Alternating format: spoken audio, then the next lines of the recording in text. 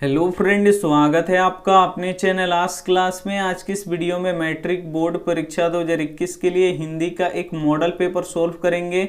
इस model paper में 40 महत्वपूर्ण ऑब्जेक्टिव प्रश्न है जो 2021 बोर्ड एग्जाम के लिए काफ़ी ही महत्वपूर्ण है। तो एक भी प्रश्न स्किप मत कीजिएगा, बिल्कुल आप लोग वीडियो को शुरू से लेकर अंत तक देखिएगा और इसमें से जो भी प्रश्न आपको याद नहीं होगा उसे नोटबुक पर लिख के जरूर याद कर लीजिएगा। चैनल को सब्सक्राइब नहीं किए हैं तो चैनल को सब्सक्राइब कर लीजिए, साथ में बेल आइकन को ऑल पे दबा लीजिए ताकि जब भी क्लास हो तो आपके पास नोटिफिकेशन पहुंचता रहे। तो आइए शुरू करते हैं यहाँ पे पहले नंबर प्रश्न से। पहला प्रश्न है, तमिल, मलयालम, तेलुगु, कन्नड़ भाषाएं हैं। ए ऑप्शन है उत्तर भारत की, बी ऑप्शन है पश्चिम भारत की, सी ऑप्शन है पूर्वी भारत की, डी ऑप्शन है दक्षिण भारत की। तो यहाँ पे आपको बताना है कि तमिल, मलयालम, तेलुगु, कन्नड़ भाषाएं हैं। तो ये कहाँ की भाषाएं हैं? तो ये दक्षिण भारत की भाषाएं हैं, यानी यहाँ पे डी ऑप्शन क्या हो जाएगा? यहाँ पे बिल्कुल ही सही हो जाएगा। ये देखते हैं यहाँ पे अगला प्रश्न, दो नंबर प्रश्न है, पानी उतारना मुहावरे का अर्थ है। ए ऑप्शन है शर्म ना रहना, बी ऑप्शन है पराजित होना, सी ऑप्शन है खतरे की संभावना, डी ऑप्शन है मुसीबत टालना। तो यहाँ पे आपको बताना है कि पानी उतारना मुहावरे का अर्थ है। तो पानी उतारना मुहावरे का सही अर्थ क्या होता है? शर्म न रहना होता है, यानी यहाँ पे ए ऑप्शन क्या हो जाएगा? यहाँ पे बिल्कुल ही सही हो जाएगा। ये देखते हैं यहाँ पे अगला प्रश्न यहाँ पे देखिए 3 नंबर प्रश्न है, नागरी लिपि शीर्षक निबंध के रचनाकार हैं। ए ऑप्शन है गुणाकर मूले, बी ऑप्शन है रामचंद्र शुक्ल, सी ऑप्शन है doctor Bholanath Tiwari, D option है बाबूराम सक्सेना। तो यहाँ पे आपको बताना है कि नागरी लिपि शीर्षक निबंध के रचनाकार कौन है, किसने लिखा है नागरी लिपि निबंध। तो ये किन्होंने लिखा है? तो गुणाकर मूले जी ने लिखा है, यानी यहाँ पे ए ऑप्शन क्या हो जाएगा? यहाँ पे बिल्कुल ही सही हो जाएगा। ये देखते हैं यहाँ पे अगला प्रश्न 4 नंबर, हिंदी भाषा में वचन कितने प्रकार के होते हैं। काफी महत्वपूर्ण प्रश्न है ये कि हिंदी भाषा में वचन कितने प्रकार के हैं। ए ऑप्शन है 3, बी ऑप्शन है 2, सी ऑप्शन है 4, डी ऑप्शन है यहाँ पे 5। तो यहाँ पे आपको बताना है कि हिंदी भाषा में वचन कितने प्रकार के होते हैं। तो हिंदी भाषा में वचन 2 प्रकार के होते हैं। कौन कौन? तो एक वचन और बहुवचन। तो यहाँ पे बी ऑप्शन क्या हो जाएगा? बिल्कुल ही सही हो जाएगा। और यही रहता कि यहाँ पे संस्कृत भाषा में कितने वचन होते हैं? तो 3 वचन होते हैं। कौन कौन? तो एक वचन, द्विवचन, बहुवचन। तो ये आपको यहाँ पे ध्यान रखना है। अगर संस्कृत होगा तो वचन 3 होंगे, लेकिन यहाँ पे हिंदी भाषा है तो हिंदी भाषा में वचन कितने होते हैं? तो 2 होते हैं, एक वचन और बहुवचन। तो ये आपको यहाँ पे याद रखना है बहुत ही ध्यान से। आइए देखते हैं यहाँ पे अगला प्रश्न यहाँ पे देखिए 5 नंबर प्रश्न है, बिरजू महाराज के चाचा का नाम क्या था। ए ऑप्शन है शंभू महाराज, बी ऑप्शन है गोदई महाराज, सी ऑप्शन है श्री महाराज, डी ऑप्शन है विष्णु महाराज। तो यहाँ पे आपको बताना है कि बिरजू महाराज के चाचा का नाम क्या था। तो बिरजू महाराज के चाचा का नाम था शंभू महाराज, यानी यहाँ पे ए ऑप्शन क्या हो जाएगा? बिल्कुल ही सही हो जाएगा। ये देखते हैं यहाँ पे अगला प्रश्न 6 नंबर प्रश्न है, सुजान रस खान किसकी रचना है। ए ऑप्शन है सुजान की, बी ऑप्शन है रस खान की, सी ऑप्शन है मियाजान की, डी ऑप्शन है नासिर की। तो यहाँ पे आपको बताना है कि सुजान रस खान किसकी रचना है। तो ये रस खान की रचना है, यानी यहाँ पे बी ऑप्शन क्या हो जाएगा? यहाँ पे बिल्कुल ही सही हो जाएगा। ये देखते हैं यहाँ पे अगला प्रश्न 7 नंबर प्रश्न है, घनानंद ने किस मार्ग को अत्यंत सीधा व सरल कहा है। ए ऑप्शन है क्रोध का, बी ऑप्शन है प्रेम का, सी ऑप्शन है घृणा का, डी ऑप्शन है कपट का। तो प्रेम घन ने किस मार्ग को अत्यंत सीधा व सरल कहा है। तो प्रेम मार्ग को अत्यंत सीधा और सरल कहे हैं घनानंद जी, यानी यहाँ पे बी ऑप्शन क्या हो जाएगा? यहाँ पे बिल्कुल ही सही हो जाएगा। ये देखते हैं यहाँ पे अगला प्रश्न 8 नंबर प्रश्न है, पत्थर पर लिखी हुई जली हुई छाया किसकी साखी है, यानी साक्ष्य है। ए ऑप्शन है पशु की, बी ऑप्शन है ईश्वर की, सी ऑप्शन है मानव की, डी ऑप्शन है प्रकृति की। तो यहाँ पे पत्थर पर लिखी हुई जली हुई छाया किसकी साखी है, यानी साक्षी है। तो ये मानव की साक्षी है, यानी यहाँ पे क्या हो जाएगा? सी ऑप्शन क्या हो जाएगा? यहाँ पे बिल्कुल ही सही हो जाएगा। ये देखते हैं यहाँ पे अगला प्रश्न आप देखिए 9 नंबर प्रश्न है कि काशी किसकी पाठशाला है। ए ऑप्शन है संस्कृति की, बी ऑप्शन है नृत्य की, सी ऑप्शन है नर्तन की, डी ऑप्शन है वादन की। तो यहाँ पे आपको बताना है कि काशी किसकी पाठशाला है। तो काशी संस्कृति की पाठशाला है, यानी यहाँ पे ए ऑप्शन क्या हो जाएगा? यहाँ पे बिल्कुल ही सही हो जाएगा। ये देखते हैं यहाँ पे अगला प्रश्न 10 नंबर प्रश्न है, मीनाक्षी मंदिर कहाँ है। ए ऑप्शन है केरल में, बी ऑप्शन है तमिलनाडु में, सी ऑप्शन है कर्नाटक में, डी ऑप्शन है हैदराबाद में। तो आपको बताना है कि मीनाक्षी मंदिर कहाँ है, तो मीनाक्षी मंदिर तमिलनाडु में है, यानी यहाँ पे बी ऑप्शन क्या हो जाएगा, यहाँ पे बिल्कुल ही सही हो जाएगा। ये देखते हैं यहाँ पे अगला प्रश्न 11 नंबर प्रश्न है लौट कर आऊंगा फिर पाठ की विधा है। ए ऑप्शन है कविता है, बी ऑप्शन है कहानी है, सी ऑप्शन है निबंध है, डी ऑप्शन है साक्षात्कार है।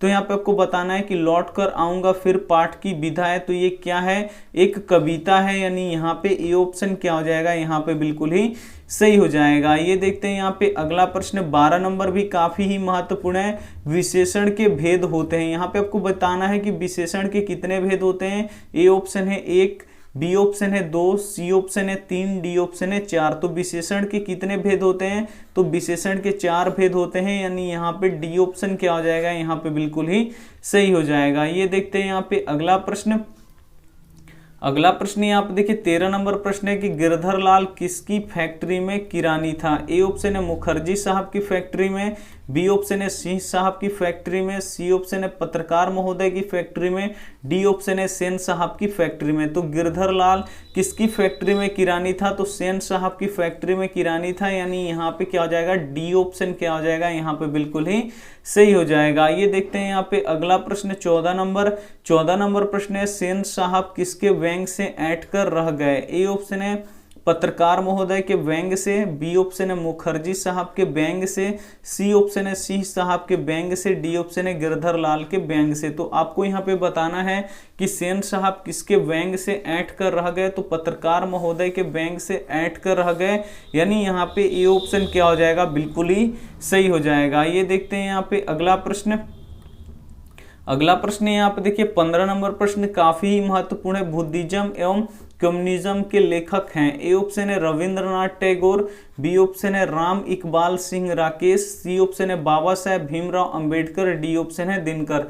तो यहाँ पे आपको बताना है कि बुद्धिज्म एवं कम्युनिज्म के लेखक कौन है, तो बाबा साहेब भीमराव अंबेडकर हैं, यानी यहाँ पे सी ऑप्शन क्या हो जाएगा, यहाँ पे बिल्कुल ही सही हो जाएगा। ये देखते हैं यहाँ पे अगला प्रश्न 16 नंबर प्रश्न है संख्यावाचक विशेषण है। ए ऑप्शन है 4, बी ऑप्शन है काला, सी ऑप्शन है थोड़ा, डी ऑप्शन है अधिक। तो यहाँ पे आपको बताना है कि संख्यावाचक विशेषण है, तो 4 क्या है, संख्यावाचक विशेषण है, यानी यहाँ पे ए ऑप्शन क्या हो जाएगा, यहाँ पे बिल्कुल ही सही हो जाएगा। ये देखते हैं यहाँ पे अगला प्रश्न 17 नंबर प्रश्न है ननकाना साहब का संबंध है। ए ऑप्शन है गुरु नानक से, बी ऑप्शन है रसखान से, सी ऑप्शन है प्रेमघन से, डी ऑप्शन है घनानंद से। तो यहाँ पे आपको बताना है कि ननकाना साहब का संबंध किससे है, तो ननकाना साहब का संबंध गुरु नानक से है, यानी यहाँ पे क्या हो जाएगा, ए ऑप्शन क्या हो जाएगा, यहाँ पे बिल्कुल ही सही हो जाएगा। काफी ही महत्वपूर्ण प्रश्न है, तो आप लोग एक भी प्रश्न को स्किप मत कीजिएगा, वीडियो को आप लोग प्लीज शुरू से लेकर अंत तक जरूर देखिएगा। ये देखते हैं यहाँ पे अगला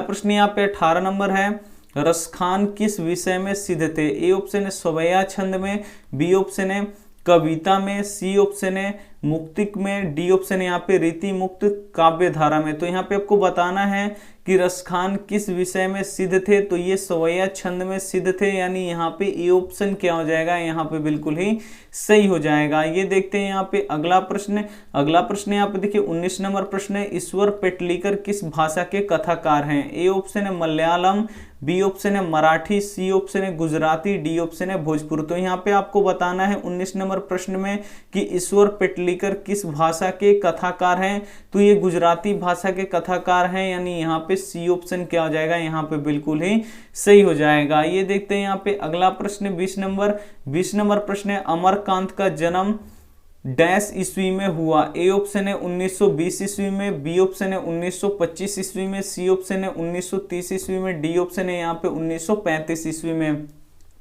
तो यहाँ पे आपको बताना है कि अमरकांत का जन्म कब हुआ, तो अमरकांत का जन्म 1925 ईस्वी में हुआ, यानी यहाँ पे बी ऑप्शन क्या हो जाएगा, यहाँ पे बिल्कुल ही सही हो जाएगा। यहाँ पे कितना होगा, 1925 ईस्वी में हुआ, अमरकांत का जन्म 1925 ईस्वी में हुआ। आइए देखते हैं यहाँ पे अगला प्रश्न 21 नंबर प्रश्न है भाववाचक संज्ञा का उदाहरण है। ए ऑप्शन है मोहन, बी ऑप्शन है सेना, सी ऑप्शन है बचपन, डी ऑप्शन है यहाँ पे पत्थर। तो यहाँ पे देखिए भाववाचक, जिससे भाव का हमें पता चलता है उसे हम लोग भाववाचक कहते हैं। तो यहाँ पे देखिए भाववाचक संज्ञा का उदाहरण कौन है, तो यहाँ पे बचपन क्या हो जाएगा, यहाँ पे भाववाचक संज्ञा का यहाँ पे उदाहरण हो जाएगा, यानी यहाँ पे सी ऑप्शन क्या हो जाएगा, बिल्कुल ही सही हो जाएगा। ये देखते हैं यहाँ पे अगला प्रश्न। अगला प्रश्न है आप देखिए 22 नंबर प्रश्न है, किशोर के मार खाने के बाद बहादुर, ए ऑप्शन है प्रतिरोध करता है, बी ऑप्शन है हंगामा खड़ा करता है, सी ऑप्शन है चुपचाप कोने में खड़ा हो जाता है, डी ऑप्शन है रोने लगता है। तो यहाँ पे आपको बताना है कि किशोर से मार खाने के बाद बहादुर यहाँ पे क्या होता है, चुपचाप कोने में खड़ा हो जाता है, यानी यहाँ पे क्या हो जाएगा, सी ऑप्शन क्या हो जाएगा, यहाँ पे बिल्कुल ही सही हो जाएगा। ये देखते हैं यहाँ पे अगला प्रश्न है 23 नंबर प्रश्न है, किस नदी के बांध के नीचे लक्ष्मी का घर था, ए ऑप्शन है गंगा, बी ऑप्शन है यमुना, सी ऑप्शन है सरस्वती, डी ऑप्शन है देवी। तो यहाँ पे आपको बताना है कि किस नदी के बांध के नीचे लक्ष्मी का घर था, तो देवी नदी के बांध के नीचे लक्ष्मी का घर था, यानी यहाँ पे डी ऑप्शन क्या हो जाएगा, यहाँ पे बिल्कुल ही सही हो जाएगा। ये देखते हैं यहाँ पे अगला प्रश्न 24 नंबर प्रश्न है, कथक नृत्य के पर्याय माने जाते हैं, ए ऑप्शन है पंडित बिरजू महाराज, बी ऑप्शन है बिस्मिल्लाह खां, सी ऑप्शन है जाकिर हुसैन, डी ऑप्शन है इनमें से कोई नहीं। तो यहाँ पे आपको बताना है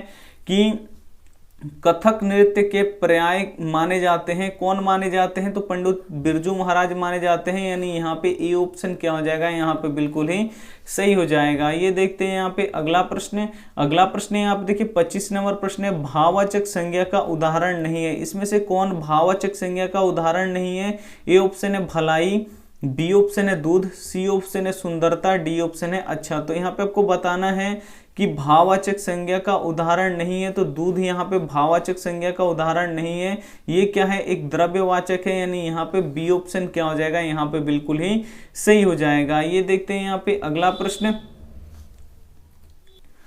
प्रश्न यहाँ पे देखिए 26 नंबर प्रश्न है, जीत जीत में निरखत हूँ पाठ के केंद्र में है, ए ऑप्शन है बिस्मिल्लाह खां, बी ऑप्शन है जाकिर हुसैन, सी ऑप्शन है बिरजू महाराज, डी ऑप्शन है उपयुक्त सभी।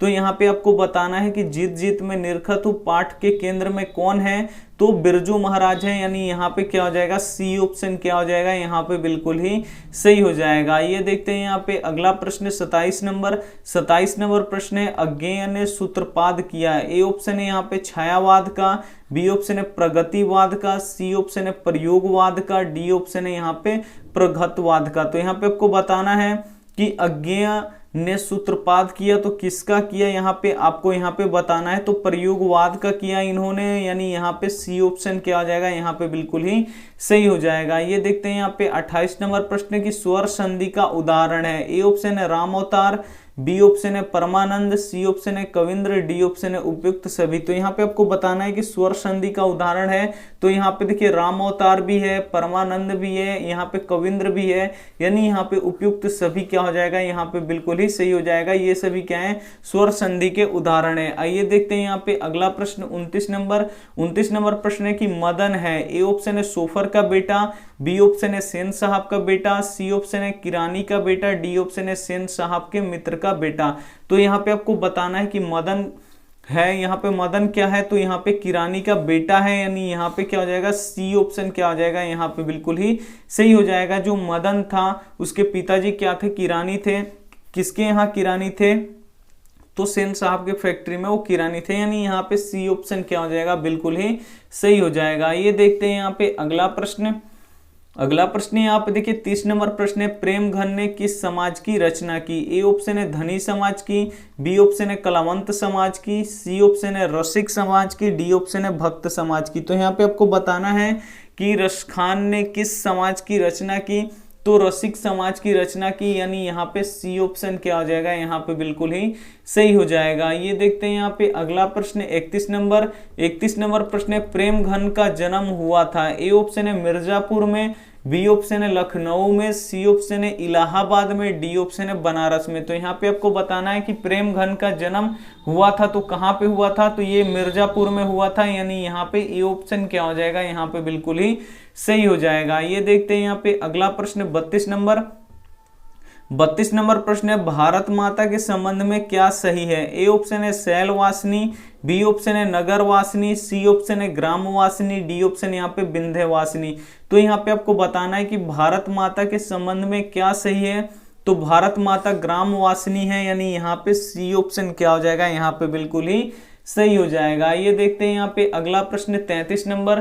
33 नंबर प्रश्न है जनतंत्र में कवि के अनुसार राजदंड क्या होंगे। ए ऑप्शन है ढाल और तलवार, बी ऑप्शन है फूल और भौरे, सी ऑप्शन है फावड़े और हल, डी ऑप्शन है बाघ और फूल। तो यहाँ पे आपको बताना है कि जनतंत्र में कवि के अनुसार राजदंड क्या होंगे। तो फावड़े और हल होंगे, यानी यहाँ पे क्या हो जाएगा, सी ऑप्शन क्या हो जाएगा, यहाँ पे बिल्कुल ही सही हो जाएगा। काफी ही महत्वपूर्ण प्रश्न है, तो आप लोग एक भी प्रश्न को स्किप मत कीजिएगा। वीडियो को आप लोग प्लीज शुरू से लेकर अंत तक जरूर देखिएगा। ये देखते हैं यहाँ पे अगला प्रश्न। अगला प्रश्न यहाँ पे देखिए 34 नंबर प्रश्न है कि हिरोशिमा शीर्षक कविता में वर्णित सूरज कहाँ निकला। ए ऑप्शन है पूर्वी क्षैतिज पर, बी ऑप्शन है नगर के चौक पर, सी ऑप्शन है पूर्वी दिशा में, डी ऑप्शन है इनमें से कहीं नहीं। तो यहाँ पे आपको बताना है कि हिरोशिमा शीर्षक कविता में वर्णित सूरज कहाँ निकला। तो नगर के चौक पर निकला, यानी यहाँ पे बी ऑप्शन क्या हो जाएगा, यहाँ पे बिल्कुल ही सही हो जाएगा। ये देखते हैं यहाँ पे अगला प्रश्न 35 नंबर।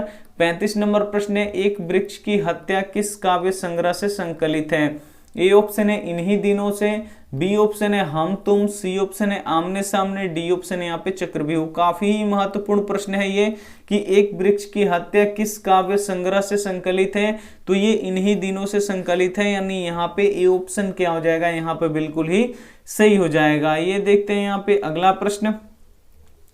अगला प्रश्न है यहाँ पे देखिए 36 नंबर प्रश्न है कि रसखान को किसने दीक्षा दी। ए ऑप्शन है वल्लभाचार्य ने, वल्लभाचार्य ने, बी ऑप्शन है यहाँ पे गोकुलनाथ ने, सी ऑप्शन है स्वामी विट्ठलनाथ ने, डी ऑप्शन है गोरखनाथ ने। तो यहाँ पे आपको बताना है कि रसखान को किसने दीक्षा दी।